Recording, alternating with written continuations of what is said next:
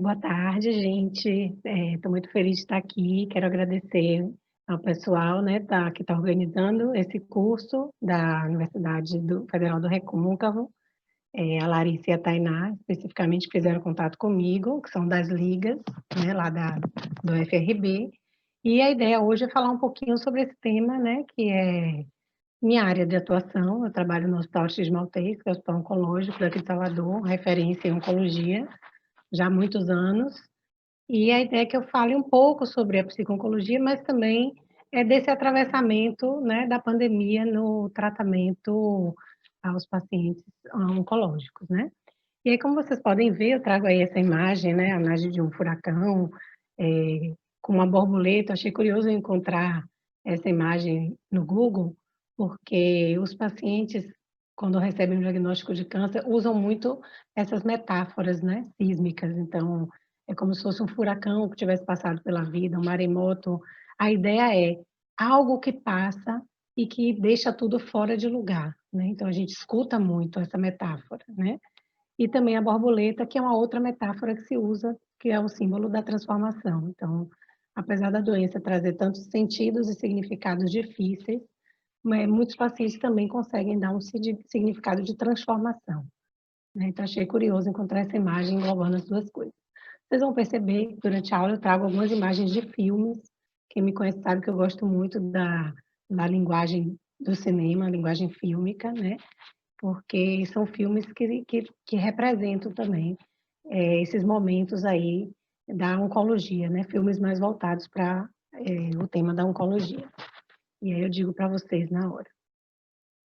Então, o termo psico-oncologia foi cunhado por Jimmy Holland, né, uma psiquiatra do Memorial Sloan Kettering Cancer Center. E ela foi definida como uma subespecialidade da oncologia que procura estudar as duas dimensões psicológicas presentes no diagnóstico de câncer. O primeiro delas é o impacto do câncer no funcionamento emocional do paciente, da sua família e dos profissionais de saúde envolvidos em seu tratamento, e o papel das variáveis psicológicas e comportamentais na incidência e na sobrevivência ao câncer, né? Então, como é que essas variáveis psicológicas estão ali, inerentes e presentes durante o momento do diagnóstico, né, do aparecimento, do surgimento da doença, mas também na sobrevivência ao câncer, né? Como é que esses pacientes lidam com essa sobrevivência aos exames de rotina, enfim, tudo que está ali envolvido nesse tratamento, que acaba sendo um tratamento longo, né? Mesmo quando a parte da doença aguda passa, né? Mas o paciente oncológico fica muito tempo em acompanhamento e fazendo exames de revisão. Então, falando um pouco de história, desde Galeno, né, o filósofo grego, ele trazia que as mulheres deprimidas apresentavam maior incidência de câncer. Ele falava da relação entre depressão ao aparecimento de alguns tumores na mama. Na Idade Média, como vocês sabem, as doenças eram vistas como punições divinas. E no Renascimento, né, o Renascimento vem se contrapor um pouco a essa ideia da Idade Média, né? E aí vem René Descartes, e com os estudos onde ele vai falar da res cogita, da resistência, né, separando um pouco mente e corpo.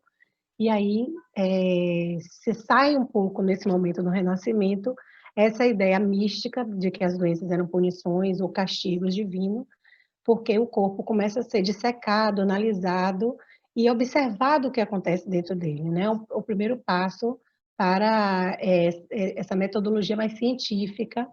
E aí vem nesse momento um grande avanço científico no estudo das doenças do corpo. Essa visão de Descartes, que é chamada a visão cartesiana, deu origem a esse modelo mais biomédico da saúde, né? No final do século XIX, a integração mente e corpo foi retomada por Freud, né? Então, assim, com Descartes, o foco era mais no corpo e no que acontecia no corpo, e a emoção era um pouco deixada de lado, e aí Freud, no século XIX, retoma nos estudos sobre histeria, e essa linha de pensamento deu origem ao modelo biopsicossocial na medicina. Esse é um filme que traz um pouco da vida de Freud, é um filme bem interessante. Então, esse também é um filme muito bom, é muito antigo, é difícil encontrar ele. Antes de dar essa aula aqui para vocês, eu busquei ele na internet e não achei, mas o impacto do diagnóstico de câncer, ele é um impacto para o sistema familiar, né? Para o paciente, para a sua família. Então, Susan Sontag, ela tem um livro, As Doenças Metáforas, As Doenças como Metáfora, ela vai trazer que algumas doenças, ao longo dos tempos, trazem representações sociais que estão carregadas naquela doença, né? Então, ela vai falar da tuberculose, da AIDS e do câncer, né? Então, o câncer é essa doença que traz esse estigma, né? Que o paciente carrega, que mesmo quando é um bom prognóstico, está muito atrelado ao primeiro momento à ideia de finitude, de morte, de sofrimento, de dor, de mutilação. Então, tem muitas representações que estão ali atreladas a um diagnóstico de câncer. Claro que a gente entende que isso vem sendo diminuído, né? Vem sendo minimizado, vem sendo desmistificado pelas campanhas preventivas, porque antigamente, assim, sei lá, final do século XX, a gente, e até antes disso, a gente tinha notícia que a pessoa teve câncer depois que a pessoa morria de câncer, né? Então, foi uma doença que foi muito atrelada à morte. E aí as campanhas preventivas e até as pessoas, digamos assim, mais famosas, indo para a televisão, dizendo que tiveram a doença, e como foi que superaram a doença, isso tudo foi fazendo com que essa ideia fosse se desmistificando, mas a gente ainda vê que isso ainda acontece, né? Thomas Kuhn que vai falar para a gente que existem paradigmas presentes na sociedade. E quando um paradigma começa a entrar em declínio, que surgiu um novo paradigma, isso não significa que aquele paradigma que entra no declínio deixe de existir, até porque são ideias que são passadas intergeracionalmente.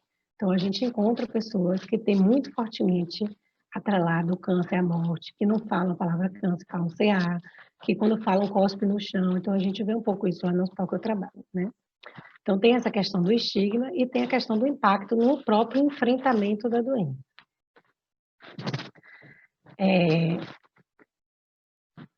As técnicas de visualização, relaxamento, grupos de atendimento psicossocial foram técnicas mais recentes adotadas no lidar com pacientes do câncer, né? Participantes de grupo mostraram menos depressão, mais vigor físico, aumento do sistema imunológico, melhoras nas formas de enfrentamento do câncer comparado com o grupo controle, né? Então, mostrando a importância também desses trabalhos em grupo, da ajuda psicológica às famílias, né? Porque num primeiro momento, com o advento do hospital, Foucault vai trazer isso muito bem, nesse primeiro momento era o foco no cuidado, né? Porque muitas doenças não tinham cura, e aí com o advento do avanço tecnológico, do advento da UTI, as mortes elas foram para dentro do hospital, deixaram o domicílio e entraram no território mesmo hospital, né? Mas o foco era no paciente. Então, todo o entorno do paciente era deixado do lado de fora. Isso a gente ainda vê na UTI, né? As famílias não ficam nas UTIs. Existem visita, rodízio, bastante prejudicado hoje em dia por conta da pandemia, né? Porque todo o avanço que a gente teve nesse sentido com a pandemia teve uma barra, isso, então as pessoas não podem visitar porque estão em risco, né, de pegar o Covid. Mas com isso daí foi mudando, né? E aí as famílias entram nos hospitais, né? E também recebem essa ajuda psicológica e os próprios profissionais de saúde, né? Que atendem os pacientes oncológicos, que são profissionais que lidam com altos níveis de estresse, né? Lidam com dor, com sofrimento, com morte, né? Diferente da família, para quem a doença é uma contingência, né, que acomete aquela família, o profissional de saúde faz uma escolha para trabalhar com oncologia, com a morte, com a dor, com o luto, né? E isso pode ser algo muito pesado também. Então, se começa a falar também dentro do território hospitalar, nesse cuidado voltado a esse profissional, né? O cuidado ao cuidador. Esse é um filme que retrata isso, né, Pat Adams? Ele próprio, enquanto médico, sofre depressão, né? As dificuldades enfrentadas. É um filme que aborda muitas questões éticas também. Muito bom de ser visto e de ser repassado.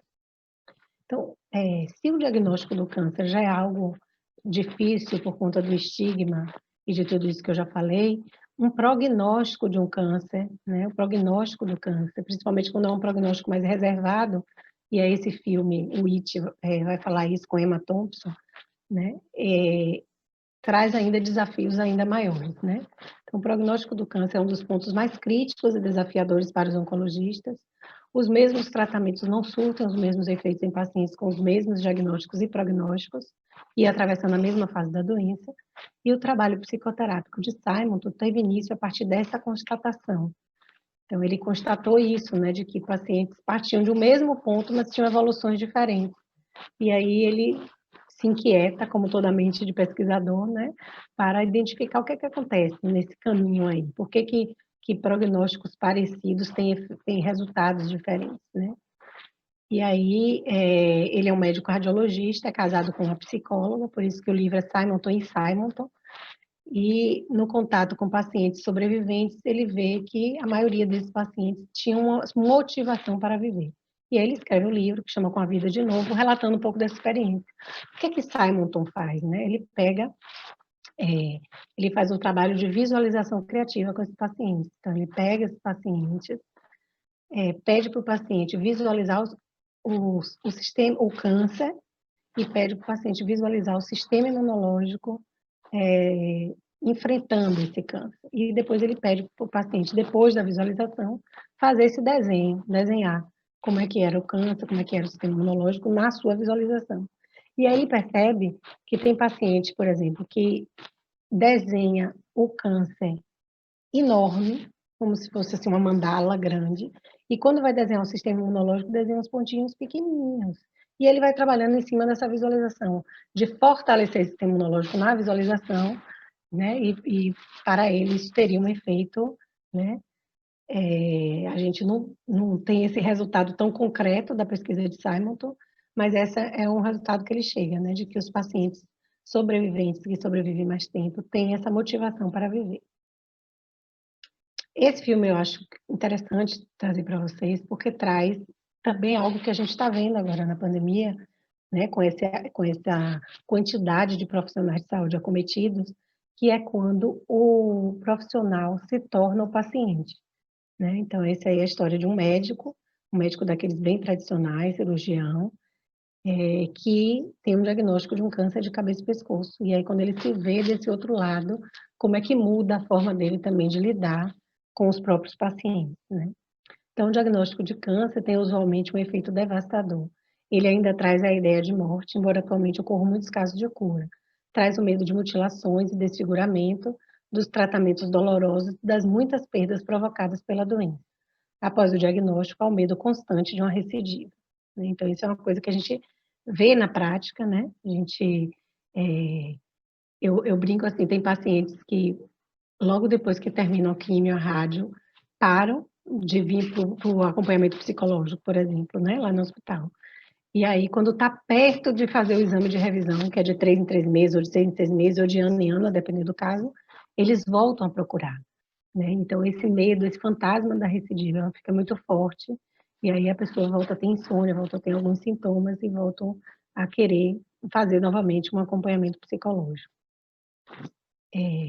Esse filme é bom, e aí eu estou dando sugestão para vocês, né, que são da faculdade. Acho que esse momento que a gente está muito mais online do que presencial é interessante, né, os debates dos filmes. É uma possibilidade de todo mundo ver nas suas casas, depois fazer uma aula pelo Zoom, pelo Google Meet para discutir, debater o filme. Esse é um filme interessante porque ele se passa em casa e no hospital, né? O paciente faz um tratamento quimioterápico, perde o cabelo, mas também é um filme que traz uma possibilidade de um prognóstico bom, porque muitos filmes de oncologia tratam do tema de cuidados paliativos, morte, luto, né? Esse é um filme que, para além das questões oncológicas, mostra também a contratransferência da terapeuta do paciente. Então, também é um dos poucos filmes que tem a figura da psicoterapeuta, então a contratransferência da psicoterapeuta com o paciente, que é esse rapaz que está aí. Então, quais são as repercussões do EC para o paciente, para a família e para a equipe? Primeiro, que existe uma ambivalência com relação aos tratamentos oncológicos, porque tradicionalmente, né, são tratamentos muito difíceis né, que trazem muitos efeitos colaterais. Claro que isso também, ao longo do tempo, foi mudando, né, mas que ficou aquele estigma de que a quimioterapia provoca muitas coisas. É verdade, provoca, mas hoje em dia, junto com a quimioterapia, a pessoa toma o remédio para proteger o estômago, o remédio para enjoo, que são muito mais potentes hoje em dia. Então, que a gente vê que os efeitos colaterais não são mais como já foram um dia, né? Por que também a ambivalência? Justamente por isso, porque o mesmo tratamento que devasta é o mesmo que cura. Então, como olhar para um tratamento como um aliado se é algo que está me fazendo tão mal, né? Fora isso, os tratamentos para câncer, eles são os tradicionais, cirurgia, quimioterapia, radioterapia, né? Então, todos são tratamentos que têm seus efeitos, né? As cirurgias, muitas delas são mutiladoras, a quimioterapia, né? Tudo isso que a gente sabe. A radioterapia também pode ter algumas queimaduras na pele, depende da região, né, que é feita. Então, tudo isso faz com que esses tratamentos todos tenham muitas repercussões para o paciente e sua família, né? E a relação profissional de saúde paciente, que é algo muito importante, que vai diminuir ou não essas repercussões desse adoecer, né? Então, quando o paciente se sente seguro, confiante, tem uma boa relação, normalmente ele passa pelo processo de uma forma mais suave. Ainda com relação às repercussões do adoecer, um levantamento dos termos usados nos artigos de revistas de psico-oncologia e nos trabalhos apresentados em congressos nacionais e internacionais revela o seguinte quadro. Então, esse levantamento dos artigos categorizou em 3 grandes problemáticas que o paciente oncológico passa. Problemáticas intrapsíquicas, que diz respeito à ansiedade, depressão, medo, raiva, revolta, insegurança, perdas, desespero, mudanças de humor e de esperança. Problemática social, que diz respeito a isolamento, né? A pessoa se isola, seja porque perdeu um órgão, seja porque perdeu o cabelo, não está se sentindo confortável, seja porque não pode ter contato, porque sua imunidade está baixa, né? Então, isso a gente também está vendo agora nesse momento, né? O estigma, que eu já falei com vocês, mudança de papéis, perda de controle, perda da autonomia, né? Faz parte dessa problemática social. E a problemática relacionada ao câncer, que seria o próprio processo da doença, mutilações, tratamento, a dor, os efeitos colaterais e a relação problemática com o médico. Então, na época que foi feita essa revisão, aparecia a relação problemática com o médico como uma das problemáticas, né? Hoje em dia, eu acrescentaria uma relação problemática com qualquer profissional que está cuidando daquele paciente. Em maior ou menor número, em diferentes momentos do processo da enfermidade, o paciente apresenta um ou vários desses aspectos dessas problemáticas. É muita coisa, né? São muitas problemáticas associadas ao tratamento, ao itinerário terapêutico do paciente. Muitas coisas ele pode vivenciar, experienciar nesse período. E aí, tomando com base um pouco a divisão que Elizabeth Kubler-Ross faz com relação à morte ou morrer, né? E aí Ricardo Sebastiani vem e transpõe um pouco dessa teoria de Elizabeth Kubler-Ross para o diagnóstico do câncer, não só para o prognóstico ruim. Então, tanto o paciente quanto a família como a equipe podem ter algumas reações de bloqueio, né? De negação, que seria a não aceitação da realidade da doença, de barganhar com Deus ou com a equipe, de revolta, né? Que de procurar um culpado por aquilo que está acontecendo, de depressão, ou de submissão, que seria uma aceitação do que está acontecendo, mas sem questionar, né? Apenas como se fosse uma aceitação mais passiva, e o que Elizabeth Kubler-Ross traz como uma aceitação de fato, que seria uma aceitação mais ativa de que aquilo de fato está acontecendo, mas que a pessoa está engajada, está querendo saber sobre o seu tratamento, efeitos colaterais, enfim. O que eu queria chamar, eu passei rápido nessas fases, mas vocês podem encontrar no livro de Elizabeth Kubler-Ross, Sobre a Morte ou Morrer, ou o próprio Ricardo Sebastiani, né, que faz essa releitura.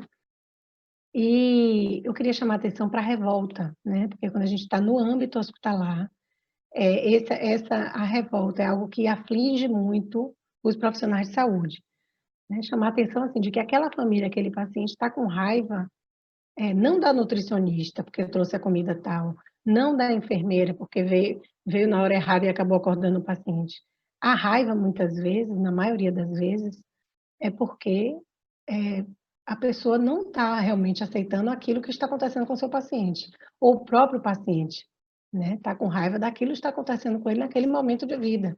Então, um adolescente, no momento que ele queria estar na rua jogando bola, ou na escola, ou namorando, ele está internado no hospital. E aí, essa raiva, existe esse mecanismo de defesa, né? Existe esse mecanismo da projeção, que a psicologia estuda, que a gente vai projetar em quem está perto algo que a gente não está sabendo como lidar. Então, essa raiva é projetada. E aí, muitas vezes, é projetada na equipe, né? O paciente fica com raiva, faz queixa, se torna um paciente poliqueixoso. Então, a gente ajuda as equipes, muitas vezes, quando a gente explica também esse mecanismo, né? Esse mecanismo aí que pode acontecer. Esse é um filme que eu gosto muito, gente, porque é um filme que fala sobre o sistema familiar, né? Chama One True Thing, ou Um Amor Verdadeiro. É um filme com Meryl Streep, né? Ela é uma mãe que adoece, e aí a filha tem que sair da capital, vem para o interior cuidar dessa mãe, e aí os conflitos que surgem, né? Ela grava, ela morre, então é um filme que tem todo esse percurso aí do diagnóstico, né, até a terminalidade. Mas o que a gente observa é que esse tripé desse enfrentamento funcional normalmente faz com que o paciente possa lidar de uma forma mais leve por esse processo. E qual é esse tripé? Ter uma equipe de saúde, né, que confie, que tenha uma relação fluida, né? Algum tipo de apoio sociofamiliar também vai ajudar muito, né? Os artigos todos falam desse apoio sociofamiliar como componente importante no enfrentamento de doenças. E a questão da fé, da religião, da espiritualidade, né? Não estou aí nem falando da religião em si, mas algum tipo de fé, né? Então, esses três elementos aí, quando unidos, a gente nota que o paciente tem, normalmente, um enfrentamento mais funcional, né? Essas são reflexões que eu faço com meus estagiários e estagiárias lá do hospital, que são questões que eu noto que eu trouxe aqui para vocês, que, como é que eu posso dizer? Que mexem, assim, com os estagiários, né? Que quando trazem para a supervisão, são pontos que são recorrentes, né? Que os estagiários e estagiárias trazem de forma recorrente. Primeiro, essa questão do sucesso e do fracasso, né? Então, alguns pacientes trazem desta forma, né? Como se vencer a doença é um sucesso e voltar a ter a doença é um fracasso. E isso é uma coisa que a gente desmistifica, até porque sucesso não é o oposto de fracasso, né? Na etimologia da palavra, sucesso é aquilo que se sucede na vida de alguém, né? Aquilo que acontece na vida de alguém. E uma doença pode acontecer na vida de qualquer pessoa, né? Então, pegando um pouco de Byung-Chul Han, né, e o Bauman, que são filósofos da contemporaneidade, um que fala da sociedade da transparência e o outro que vai falar dessa sociedade mais líquida, o que eles vão falar é que justamente essas ideias de fracasso, né, elas estão excluídas na contemporaneidade. Então, morte, luto, doença, elas não aparecem, até porque a gente vive uma contemporaneidade de redes sociais, onde só aparece a positividade, como o Han fala, né? Só o que é positivo, o que é alegre, o que é feliz. Então, nós estamos vivendo uma contemporaneidade que temas como morte, luto e sofrimento, eles são escamoteados. Então, nós estamos vivendo um momento de pandemia, né, que essa realidade, nós não estamos preparados para lidar com essa realidade, até porque a gente estava vivendo uma contemporaneidade que escamoteava isso, né?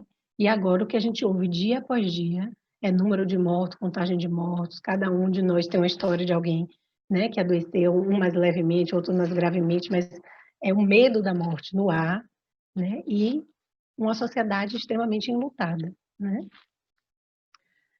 Voltando um pouco para a questão da oncologia, porque eu me desviei para o Covid, mas eu vou depois voltar nisso também, nesse atravessamento. Um desafio desse paciente com câncer, que tem um prognóstico mais difícil da doença, né, como é o caso desse filme Lado a Lado, um desafio é aprender a conviver com essa doença, né?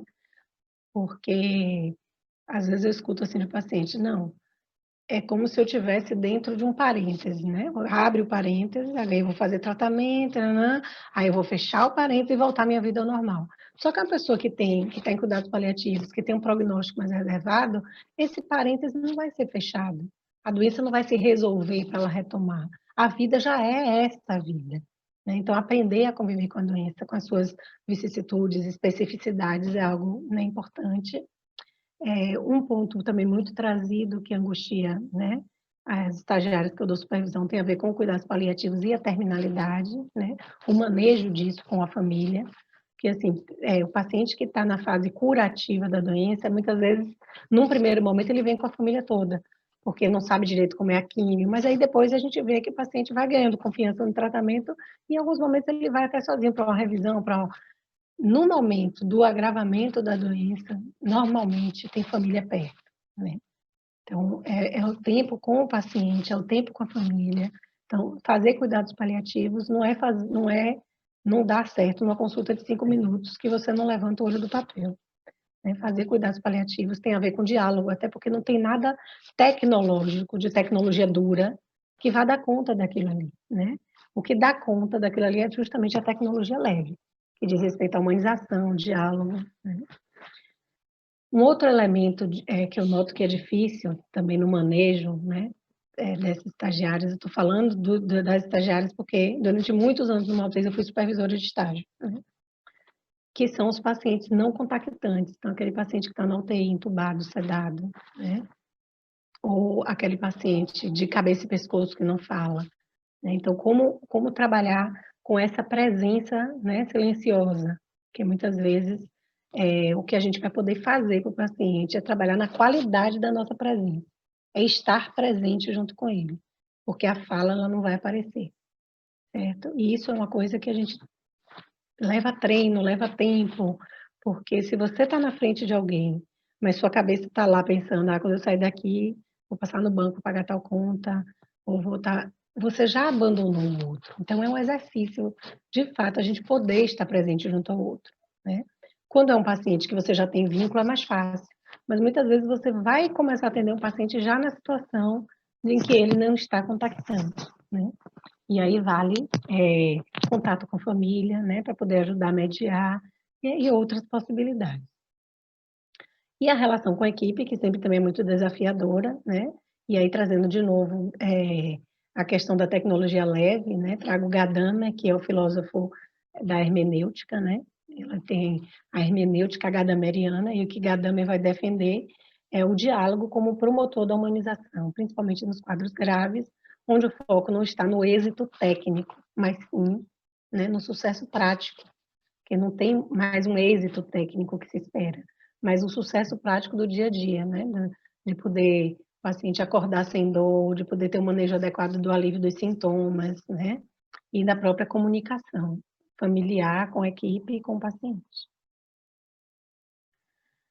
A relação com a família e com o paciente também bastante desafiadora, porque tem momentos que a gente precisa, né, intervir ali junto com o paciente, com sua família, nesse processo de luto, né, que pode ser um luto antecipatório, que tanto família e paciente já percebem, né, que a situação está se agravando, né, e aí algo dessa preparação para o luto já começa a aparecer, né, e o próprio luto quando tem o falecimento, né, quando o paciente vem a óbito. E aí Parks vai dizer que existem alguns fatores que vão atenuar ou agravar as reações de enlutamento, né. Então a relação que o familiar tem com o ente doente, né, que relação é essa? É uma mãe cuidando de um filho doente?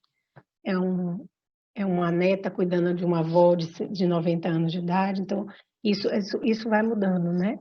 O gênero, a idade também tem interferências na forma de enlutamento.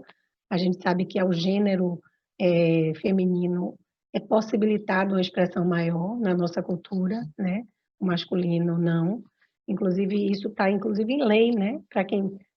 Para mãe que perde filho é um tempo de afastamento, que eu não vou saber para dizer agora para vocês, e o pai é outro tempo, né? Então, isso é algo da cultura que a gente tem que lutar para mudar, né? Porque o sofrimento é para todos. O tipo de morte que vai poder gerar um luto antecipatório ou não. Então, a gente está vivendo hoje uma situação, né, e aí pegando já o atravessamento com o Covid, que muitas vezes não está permitindo que esse luto antecipatório aconteça, apesar das pessoas saberem que existe uma ameaça, né, mas cada um está se protegendo como pode, e muitos que são acometidos têm uma forma leve da doença. Então, a pessoa não contacta, mas alguns outros estão tendo perdas familiares, porque a doença avança de uma forma muito rápida, né? Então, o tipo de morte vai poder ajudar ou não nessa reação de luto posterior. A vulnerabilidade pessoal no momento da perda, às vezes a pessoa já está vivendo crises que estão ali somadas, né? Então, está vivenciando um divórcio junto com o adoecimento, perceber qual é essa vulnerabilidade pessoal, ter atenção especial às crianças, tanto as crianças que adoecem quanto as crianças que ficam enlutadas, e também uma atenção especial à conspiração do silêncio, né? Que às vezes o paciente está na sua ilha, a família está na sua ilha e não tem uma comunicação, né? Eles não falam sobre os sentimentos, sobre o que está acontecendo ali de fato.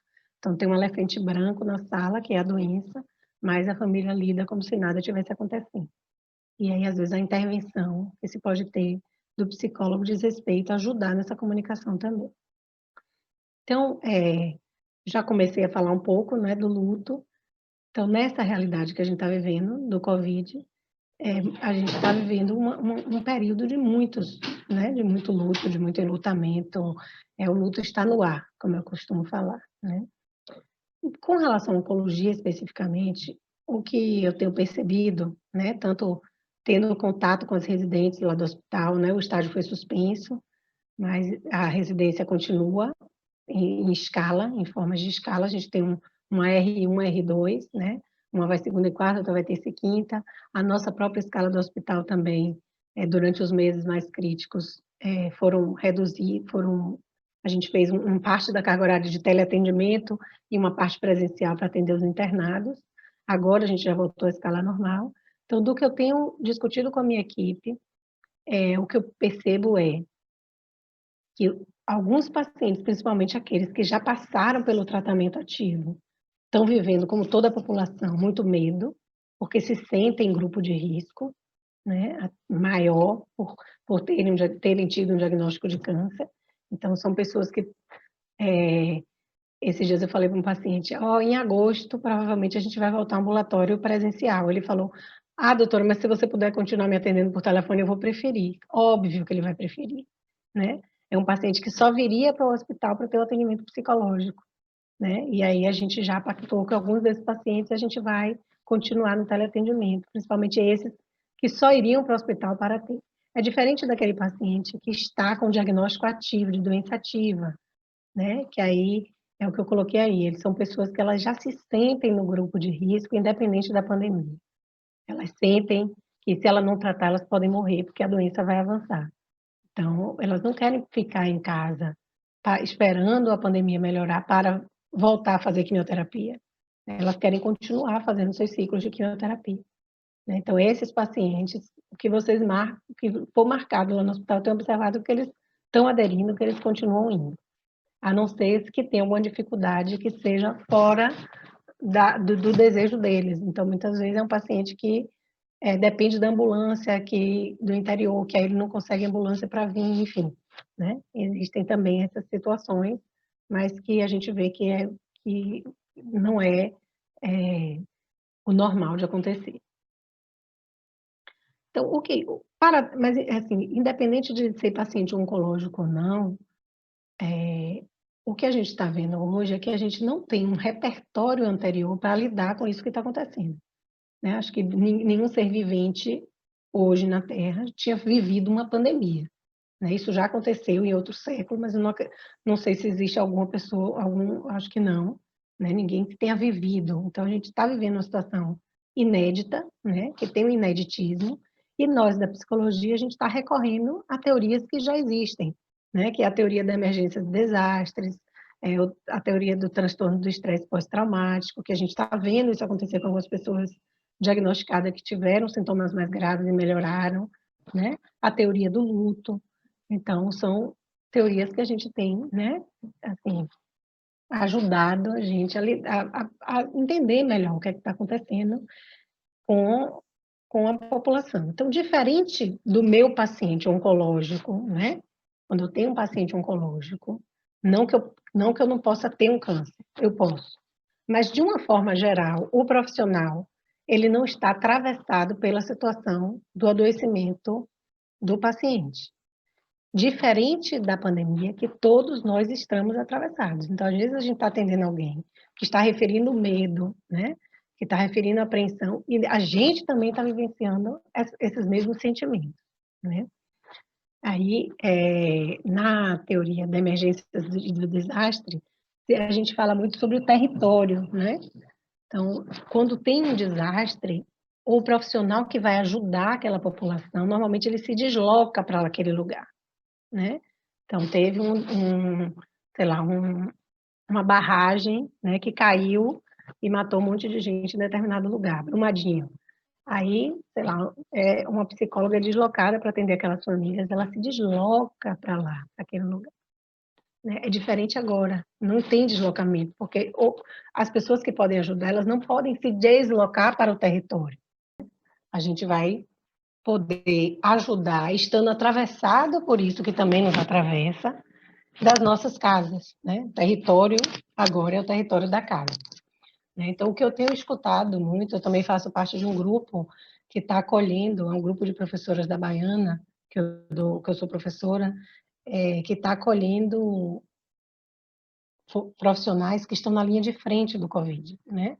E o que a gente tem escutado falar muito é desse deslocamento interno, né? O quanto que no início as pessoas estavam paralisadas e que recursos elas foram encontrando para lidar, né, com esse ineditismo aí que está posto, né?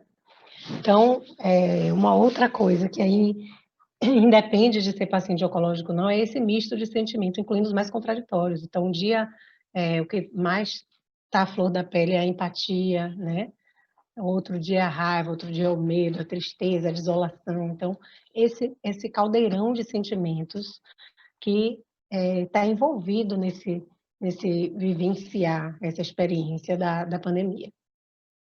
Então, os desastres, eles destampam as vulnerabilidades, né? As vulnerabilidades ficam muito apostas. Então, é uma comunidade que vivencia um desastre, é uma comunidade que às vezes perde a casa, né? E aí precisa ser ajudado pela comunidade. Então, os grupos vulneráveis, o que a gente vê na pandemia, né, é que isso também está acontecendo, né?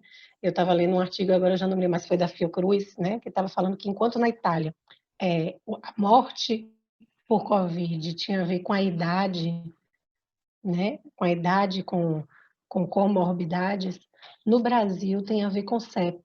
Então, a depender de onde a pessoa more, ela pode agravar mais desse adoecimento, né? Então, onde a gente tem hoje, né, um governo federal que estimula essa necropolítica, né?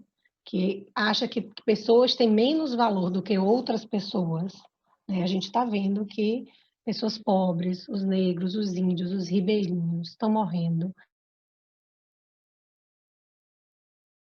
E, de fato, falta um olhar e uma atenção para esses grupos que já faltava antes e agora a gente está num vazio muito maior nesse sentido, né? Então, toda vez que a gente vai falar, né, nessa literatura de emergências e desastres, né, de uma situação de emergência, de desastre, a gente vê que tem um antes, tem um durante e tem um depois, né? E que isso tudo vai ser atravessado pelo tempo. Então, nesse grupo de acolhimento, eu estava falando para vocês desse grupo que eu faço parte, né, do acolhimento, a profissionais que estão na linha de frente, a gente tem visto, teve um momento do grupo que a gente tinha pouca procura, a gente divulgou nas redes, e a gente tinha uma procura, mas não era uma procura que a gente achava que ia ser muito grande, né? E depois a gente percebeu, agora passando mais, que algumas pessoas estão ligando para relatar a experiência que tiveram. Então, acho que nós, profissionais da psicologia, muito tem a ser feito no depois, né? Porque depois que passa é o momento da reconstrução e a gente vai ter uma população enlutada. Então, acho que tem muito o que fazer no sentido de olhar, né? Tem um outro filósofo que eu gosto muito, que chama Bruno Latour, que ele vai dizer: a crise do vírus, ela passa, né? Mas a crise ambiental, essa não passa. Então, tem muito que ser reestruturado, inclusive na forma que a gente lida com o mundo, né? Porque o vírus está aí para mostrar que tem alguma coisa errada na forma que a gente vem lidando com o mundo, né? E outra pergunta que a gente tem que se fazer é quais grupos eram alvo do nosso trabalho, né? E quais passarão a ser. Então, eu tenho um exemplo para trazer aqui para vocês do meu próprio trabalho no hospital. Então, eu sou psicóloga contratada. psicólogo hospitalar, então a gente está ali para atender pacientes e famílias, né, em situação do diagnóstico do câncer e tudo que acomete ali aquele diagnóstico e tratamento. E os profissionais que trabalham no hospital nunca foram alvo do nosso olhar, porque a gente também é profissional do hospital, então a gente não atende os nossos colegas, né? Isso aí teria que ser um trabalho de uma psicologia do trabalho, na medicina do trabalho, do RH, né? Então a gente encaminha, às vezes o colega vem procurando, a gente encaminha, né? A gente oferece muitas vezes um primeiro acolhimento, mas encaminha para fora. E neste momento agora, muitos dos nossos colegas lá do hospital infectados com Covid, né, o serviço de psicologia montou também um sistema de acolhimento a esses funcionários, né? Então, quais grupos eram alvo e quais que se tornaram assim? Isso aí faz parte, eu não vou falar novo normal, que eu tenho um rançozinho assim com essa expressão, né? Porque nós que somos da psicologia, a gente sabe que falar em normal é muito específico, porque o que é normal para um pode não ser para outro, né? Mas essa nova realidade que a gente está vivendo faz com que a gente precise ajustar determinadas coisas. Então, os profissionais de saúde acabaram sendo também tendo o olhar da psicologia, mesmo a gente entendendo que nós também estamos atravessados pela mesma coisa que eles estão, né? Todos nós estamos vivendo essa situação. Então, essas fases, né, de gestão do risco, né, que tem sido tão mal administrada no Brasil, né, enquanto o líder principal, né, envolvem etapas. Então, existe a etapa da prevenção, porque quando a gente vai falar em emergências e desastre, por exemplo, no Japão tem toda uma prevenção, porque é um lugar que tem muito terremoto, então existe prevenção para isso, né? Então, existem lugares que conseguem ter a prevenção. No caso da Covid, a gente teve um certo tempo que a gente viu que estava chegando, né? Estava chegando, estava lá na China, depois foi para a Itália, né? Então, não foi bem uma prevenção, mas existia um período de preparação, né? Por exemplo, o aumento de UTIs. Então, quando se fala, vamos fazer um isolamento sério, né? Para poder dar tempo de comprar respirador, para aumentar a UTI, isso tudo está falando de preparação, de não sobrecarregar o sistema de saúde, né? Que aqui em Salvador, a gente não viveu, né, essa situação de dar uma sobrecarga, né? Na Bahia como um todo, a gente não está vivendo isso, né? Então, tem a prevenção, a preparação e a resposta, que são as ações de socorro, né, específicas mesmo. Então, entrar, atender os pacientes ambulatorialmente, quem precisa de respirador encaminhar com brevidade, enfim, essa resposta que precisa ser imediata frente a esse vírus. E a reconstrução, que é isso que eu estava falando, esse período pós passa tudo isso, o que é que vai precisar ser reconstruído, né? Quando a gente fala de um desastre natural é mais fácil, porque a cidade desmontou, ela vai precisar ser reconstruída. Precisa de recurso financeiro, precisa de planejamento, né? No nosso caso, que tipo de reconstrução a gente vai precisar ter? Porque eu acho que ele está falando muito também, né, do emocional das pessoas, como é que já está abalado, né? E depois que passa, porque muitas vezes a pessoa, quando está no olho do furacão, ela não consegue pedir ajuda, né? Esse pedido de ajuda vem depois que o furacão passa e que a pessoa vê, né, o grau do estrago. Então, acho que a gente vai precisar se preparar muito fortemente para isso. E as estratégias que a gente vai precisar adotar, né, de assistência e suporte a esses pacientes mais frágeis, aí falando dos oncológicos, né, e de outros, a disseminação da informação, porque a gente sabe que isso é protetiva, é medida de protetiva, fator de proteção, né? Ter uma informação correta, a produção da informação, o combate fervoroso a fake news, né? No Brasil, a gente está vivendo isso que é uma loucura, né? De ter fake news em cima de um vírus, né? Que vai fazer que as pessoas, ao invés de estarem protegidas com a informação, elas ficarem totalmente desprotegidas, né? Então, fora a questão do isolamento, né? Alguns pacientes que eu estou atendendo em teleatendimento, eles têm trazido isso, né?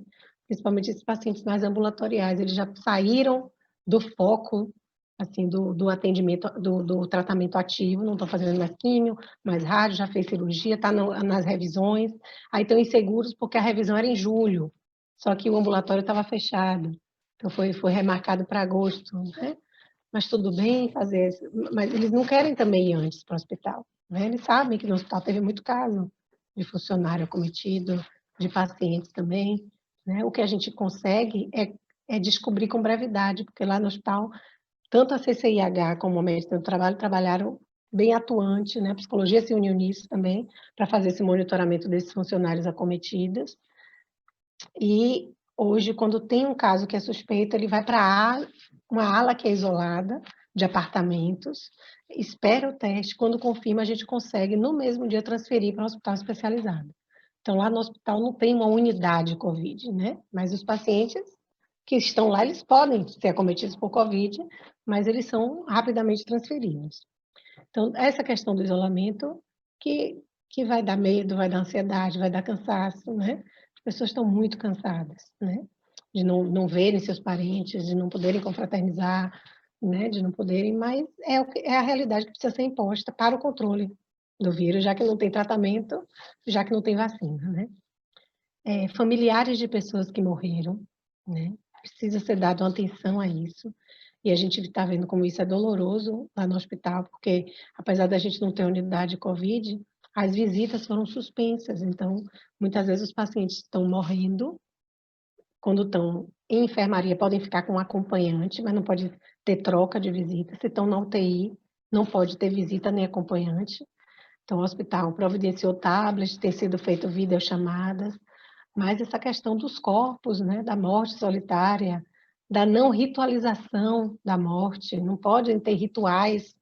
Os velórios, eles são o caixão fechado, lacrado, tem que ser de pouco tempo, não pode ter mais do que 10 pessoas, né? Tudo isso diferente do que a gente estuda na teoria do luto, que é importante esse velar o corpo, é importante para o processo de elaboração. Então, a gente também vai ter uma sociedade que não teve esse processo de elaboração, vamos ter que encontrar novas formas, né, de que esse processo de elaboração aconteça. Então, as equipes de atendimento, né, as pessoas que estão na linha de frente, que têm o medo de morrer, o medo de transmitir, a exaustão, né? Porque a intensidade muda a qualidade do processo. Quem trabalha com oncologia já está acostumado a lidar com a morte. Mas uma coisa é um dia você ter 3 mortes, outra coisa é um dia, né? Como eu estava vendo também a entrevista de algum profissional que está na linha de frente, em um dia você vê 30 mortes, você preparar 30 corpos, né? Então a intensidade vai mudando a qualidade do processo, a pessoa fica exaurida de um ponto, assim, de um ponto difícil, né? De um ponto difícil de lidar. E aí, voltando às estratégias, né? Os tempos de descanso, as pausas, até porque já é provado que a maioria dos profissionais de saúde adoece, pegam o vírus ao se paramentar ou ao se desparamentar, né? Então, esse tempo não pode ser uma coisa corrida, né? A assistência tem que ser imediata, mas a pessoa precisa ter o tempo do autocuidado, que aí, no caso específico da pandemia, tem a ver com o tempo de se desparamentar, né? De fazer os cuidados necessários. E as estratégias coletivas para lidar com a situação. Quais estratégias, o lugar que a gente trabalha pode encontrar, né?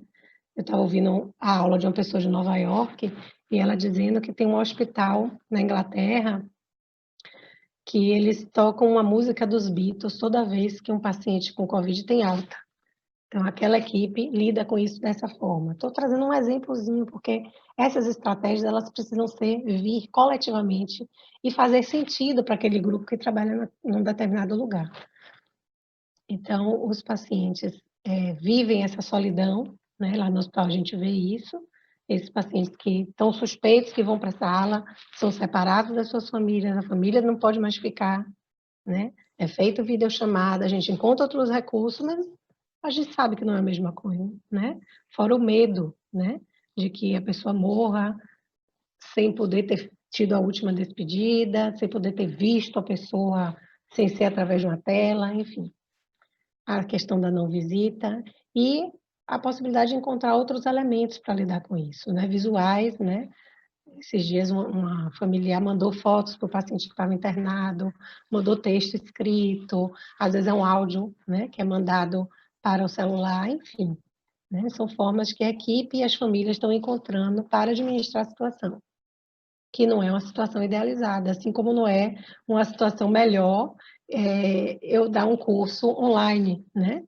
Presencial é muito mais interessante, ter um momento do coffee break, um momento de tirar dúvida, enfim. mas é o que a gente tem que tá tendo que se reinventar. E ainda bem que a gente está podendo se reinventar no momento que a tecnologia também está a nosso favor, né. E aí voltando um pouco para o câncer, e aí eu já estou terminando, e aí a pessoa que está me ajudando na gravação, que é a Larissa, se ela tiver alguma pergunta eu posso também responder.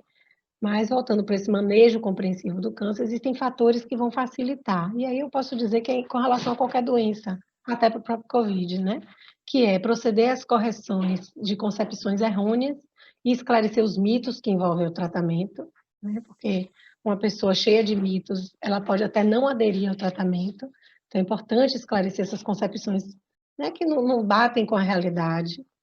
Estar atento aos momentos potencialmente críticos dos pacientes, que pode ter a ver com a noite, com a insônia, acreditar nas queixas que o paciente trouxer, ter cuidado e gentileza no contato estabelecido, né? Hoje em dia também os pacientes oncológicos, suspeitos de Covid, estão vivendo isso, mesmo os que não têm suspeita, né? Porque os profissionais eles não podem se aproximar muito, eles estão todos paramentados, então o contato tem sido diferente na nossa realidade hoje.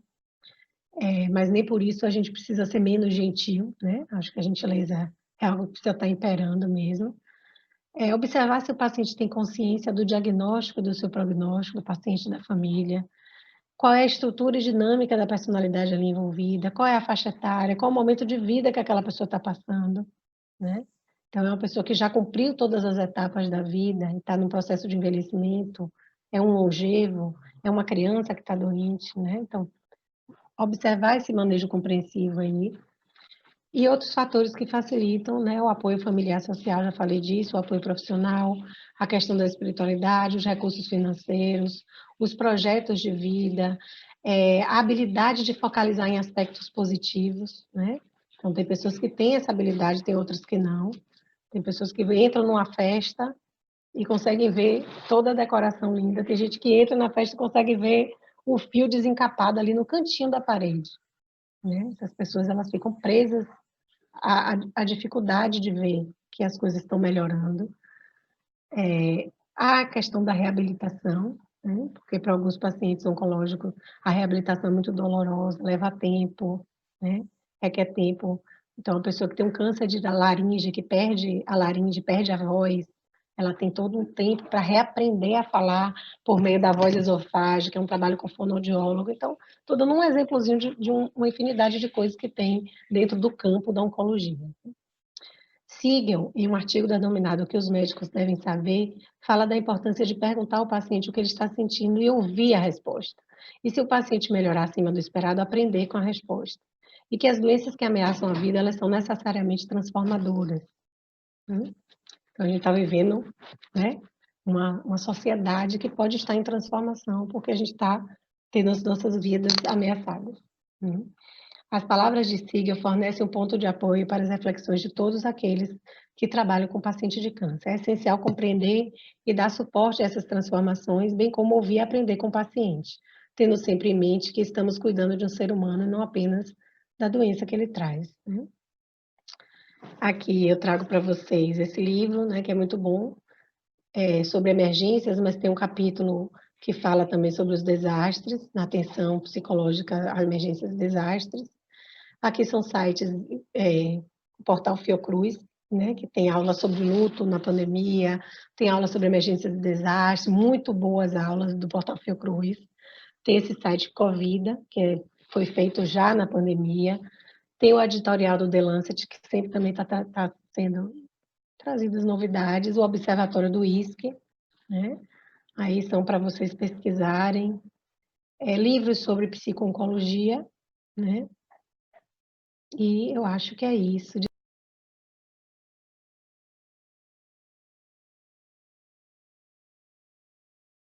Agora, porque o Sanaflix veio para mudar o jeito como você estuda medicina e mudar para melhor. Primeiro, você pode confiar na gente. Nós somos o maior projeto de educação médica do Brasil. E não é só porque temos estudantes em todos os estados brasileiros e em 10 países no mundo. Nem porque tem estudantes de medicina em mais de 300 faculdades do Brasil usando o Sanaflix. É porque temos uma equipe de mais de 150 pessoas trabalhando para melhorar a qualidade do seu estudo e a maneira como ele chega até você. Nós nascemos da vontade de revolucionar a maneira como você tem acesso à educação médica. A gente acredita que o valor que você dá para a oportunidade de estudar com a gente é o investimento no profissional médico que você vai conseguir ser. Por isso, é importante que você possa acessar a gente de onde estiver. Por exemplo, se você precisa usar o Sanaflix além do desktop, desenvolvemos o nosso aplicativo. Assim você pode otimizar seu tempo aproveitando o nosso material de qualquer lugar e com o mesmo conteúdo. Afinal, quem estuda com a gente sabe bem o que a gente tem de bom. São mais de 700 resumos para você fixar o que aprendeu, 300 fluxogramas para te ajudar a conectar os assuntos, 700 mapas mentais para estudar de forma ativa e, claro, mais de 1.600 videoaulas para assistir quantas vezes quiser. 4,5 de 5 é a nota geral das aulas por nossos estudantes. Elas são dinâmicas e objetivas e estão sempre melhores. Temos uma preocupação especial em aperfeiçoar a metodologia e a didática da nossa equipe de professores padrão USP. Eu acredito no Sanarflix e eu invisto meu tempo na preparação das aulas porque eu lembro de mim. Quando eu estava no 4º ano, eu tinha a disciplina da reumatologia que era muito difícil, eu quase bombei. Eu fico pensando, se eu tivesse a Aline para me explicar artrite reumatoide, com certeza aquela prova teria sido bem mais fácil. Quando eu comecei a entrar na área do ensino, eu ficava maravilhado, velho, eu consigo impactar positivamente na vida de diversas pessoas de uma vez só. O número de pessoas que eu estou impactando, velho, que eu estou ensinando e capacitando eles para que eles vão e na extremidade lá possam ajudar as pessoas e melhorar, sabe? E fazer um atendimento adequado, fazer um atendimento bem feito. Isso é sensacional, velho. Isso é muito reconfortante. Estudar medicina não pode ser caro, tem que ser fácil. Aproveite nossos planos e assine agora. A partir de R$19,50 por mês você pode ter acesso a todo o conteúdo sem restrições. E se você ficou ainda na dúvida e quer fazer um teste, fique à vontade. Experimente o Sanaflix por 7 dias agora.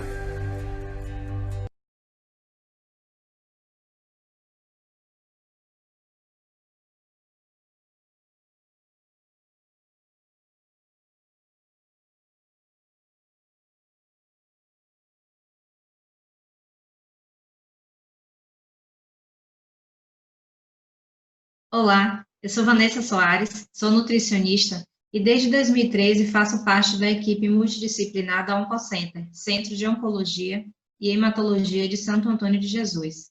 E fui convidada pela Liga de Oncologia da UFRB a falar um pouco da minha atuação como nutricionista com esses pacientes oncológicos, agora nesse período da pandemia do Covid-19. Em tempo de coronavírus, todo cuidado é pouco, né? Com pacientes em tratamento oncológico. E um dos efeitos colaterais que a gente tem durante a quimioterapia, que pode ocorrer, é a imunidade baixa, também conhecida como imunossupressão, que ocorre devido ao uso de alguns quimioterápicos com alta toxicidade, que acabam destruindo principalmente os leucócitos.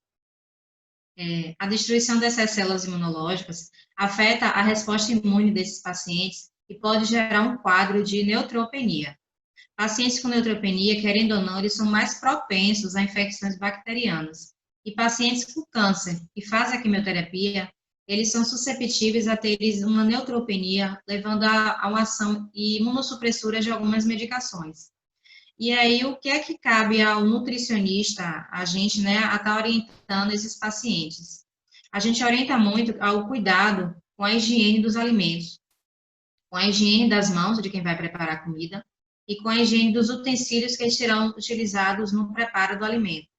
Eu enfatizo aqui, né, que não tem nada cientificamente que comprove que o Covid-19 ele é transmitido pelo alimento. Tá? O cuidado que a gente tem que ter é no cuidado com a higienização dos alimentos, com a higienização das mãos, com a higienização dos utensílios, né? E com todo esse produto que proveniente de compras, de supermercado, o cuidado tem que ter no processo de sanitização quando chega no mercado para casa. E não tem risco do alimento estar transmitindo esse vírus para paciente ou qualquer indivíduo. Uma outra orientação que a gente passa também para o paciente é que ele evite lugares com muita aglomeração, né? Que, querendo ou não, é um risco para ele. O uso de probióticos, ele é contraindicado por falta da segurança e do risco, né? Em quadro de infecção desses pacientes. A gente também orienta que esse paciente evite comer na rua, principalmente alimento cru, né? Que é feito exposto ao ambiente como praça, boteco, praia, e não tem como saber a proveniência, de como ele é preparado, de como ele é higienizado, e que não deixa de ser um risco para o meu paciente. A gente também orienta que ele evite o contato com pessoas gripadas, né, ou pessoas com doenças virais ou bacterianas, que isso é um risco para esse paciente que está com a imunidade baixa, que isso pode gerar uma neutropenia febril, que, querendo ou não, é uma urgência médica. E ele, imediatamente, ele deve estar entrando em contato com um oncologista, ou está dando entrada em alguma emergência para estar avaliando esse quadro que ele pode estar desenvolvendo, agora nesse, né, período da pandemia com essa imunidade baixa, né? Mas aí, nesse período também que ele pode estar vindo a desenvolver essa neutropenia, é necessária a restrição de alguns alimentos, principalmente alimentos crus, frutas e verduras cruas, carne cruas, né, ou carne mal passada, ovo cru ou com gema mole, água que não seja mineral, filtrada ou fervida, né, a gente não tem nenhuma garantia, nenhuma segurança para esse paciente. Frutos do mar, camarão, marisco, ostras, peixe cru ou peixe mal passado. Quando ocorre de ter uma liberação de alimento cru pelo médico ou pelo nutricionista, a gente indica que seja alimentos que tenham casca grossa, né, que sejam mais fácil o processo de higienização, como melão, mamão, melancia, laranja. Agora, atenção quanto à higienização e a desinfecção desses alimentos, né, que tem que ser feito com solução clorada, e deve ser realizada de uma forma muito cautelosa. E aí cabe também ao nutricionista estar orientando esse paciente em como é feito o processo de sanitização, como é feita a diluição, tanto do paciente como familiar, para estar reforçando esse cuidado, essa restrição com o próprio processo do Covid, né? Uma outra orientação que a gente passa também para o paciente, que a gente orienta no todo, é que eles não se apeguem tanto às redes sociais, às informações que ele pega em TV, né? Eles procurem sempre informações com o seu oncologista ou com sua equipe, que eles tentem não absorver essas informações que vêm de terceiros, para não deixar eles mais ansiosos, ele mais, né, entregue a esse processo de enfermidade que ele está passando. E, assim, eu enfatizo muito, e tanta gente, que a questão da alimentação é muito importante para esse paciente, principalmente agora nesse período da pandemia, e que vai ajudar a minimizar o risco de infecção e ajudar até a produzir novas células imunológicas. Então, assim, a alimentação é importante, sim, nesse processo da pandemia, tanto na melhora da imunidade, como também no aumento da imunidade desse paciente. E aí sempre fica aquela questão que os pacientes e os familiares perguntam: e a tal da imunidade? Como é que eu posso estar melhorando ou aumentando a imunidade desse paciente? Quais são as recomendações práticas que a gente pode estar realizando em casa, que a gente pode estar vendo com a alimentação, que a gente pode estar desenvolvendo uma melhor resistência para esse vírus, né? Existem alguns nutrientes que, de fato, eles auxiliam o sistema imune no período desse processo da pandemia da imunidade do paciente. O zinco, ele é altamente importante, né, na questão da imunidade. Ele está presente em carne, em laticínio, em frutos do mar e cereais, principalmente, tá? O ferro também, ele é muito importante. Ele é encontrado na carne vermelha e nas vísceras, principalmente o ferro M. Abre um parênteses para a questão da carne vermelha, que muitos pacientes, e existe muito tabu referente à carne vermelha, orientando o paciente a não consumir, e dizem, né, que carne vermelha aumenta a célula, alimenta, enfim, não tem nada cientificamente hoje que comprove. A questão da carne vermelha que tem que ter atenção é a carne vermelha de embutidos, essa sim é prejudicial para o paciente e para o processo de tratamento e qualquer indivíduo hoje sadio. A questão da carne vermelha que a gente tem que ter cautela é na distribuição da composição alimentar que eu faço hoje para o meu paciente, equilibrando carne vermelha com carne branca, né? Mas, enfim, isso aí já é um outro fator que a gente pode estar discutindo depois. Uma outra nutriente importante também é a vitamina A, que está presente hoje no fígado, peixe, leites e derivados, né? A vitamina D também é altamente importante nesse processo da imunidade. Ela está presente no óleo de peixe, na gema do ovo. E também a gente encontra ela na exposição solar. Mas aí eu abro um parêntese para a orientação que o médico está fazendo para o paciente do período e se ele pode estar fazendo essa exposição solar, né? A vitamina C também, ela é muito importante para o processo do sistema imunológico. Ela está presente em frutas, hortaliças, principalmente em frutas de coloração amarela, né? Vermelha, laranja, acerola, goiaba. E eu enfatizo sempre, não é só esses nutrientes que vão estar favorecendo a questão da imunidade do paciente. Ele tem que ter uma alimentação saudável e variada. Não quer dizer que o paciente só consumindo uma laranja, tomando um suco de laranja, ou consumindo óleo de peixe, ele vai estar com a sua imunidade, vamos dizer, fortalecida. Existe todo um processo alimentar durante o dia que esse paciente tem que estar tendo para estar favorecendo essa questão da imunidade dele, tanto em melhora como em aumento. E aí existe também alguns outros agentes que podem estar favorecendo esse processo da imunidade. O selênio é muito importante também, tanto como antioxidante. Ele hoje está presente na semente de girassol, no farelo de trigo também, na castanha do Brasil, em algumas amêndoas. O cálcio não deixa de ser importante, né? Ele está encontrado hoje principalmente no couve, refogado, espinafre, além do leite, sardinha e amêndoas. O magnésio também ele é muito importante. A gente encontra ele hoje no farelo de trigo, na castanha, na aveia, no abacate também a gente encontra muito magnésio. O zinco, como eu já falei, ele é altamente importante nesse processo de aumento da imunidade. A gente encontra ele muito em semente, né? De abóbora, de levedura, castanha, como eu falei também, carne, frutos do mar. A vitamina D, eu já falei em óleo, né? No óleo de salmão, no ovo também. A vitamina E também não deixa de ser menos importante. A gente encontra ela na semente de abóbora, semente de girassol, castanha e no próprio abacate também, assim como o magnésio. E um outro agente também que é muito importante é o resveratrol, né, o antioxidante. A gente encontra ele na uva, no suco de uva, né, no vinho tinto.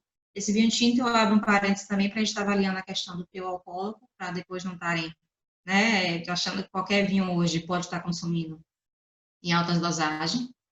E querendo ou não, também não deixa de ser importante, né, os ácidos graxos ômegas, eles são altamente importantes nesse processo da imunidade, além de que também são anti-inflamatórios. E a gente encontra ele em peixes, em sardinha, em semente de linhaça, em óleo de linhaça. E uma coisa que eu destaco, e que eu sempre falo com o paciente, é que nenhum alimento ele é capaz de combater a doença sozinho. Ele pode auxiliar no tratamento, como ator secundário, e até nas terapias indicadas. Mas, além da alimentação, a gente precisa também ter muita atenção com a questão da hidratação, do estresse e do sono. Que isso acaba induzindo na questão, interferindo diretamente na imunidade. Um paciente hoje que estiver desidratado, que esteja estressado, ou que não esteja dormindo bem, vai interfere muito na questão da imunidade. Tá?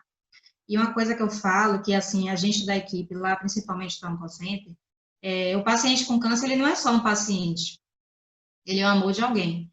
Então, eu não posso tratar esse paciente apenas como um paciente enfermo. Eu preciso lembrar sempre que ele é o amor de alguém. Então, qualquer cuidado que a gente tenha, qualquer ação que a gente venha tomar, é discutido em conjunto com a equipe para estar tendo todo um cuidado, todo um acolhimento para esse paciente, tá? Eu agradeço o convite, espero que tenha levado um pouco do meu conhecimento para vocês. Espero também ter contribuído para que coisas podem estar entrando em contato comigo, tá? Muito obrigada.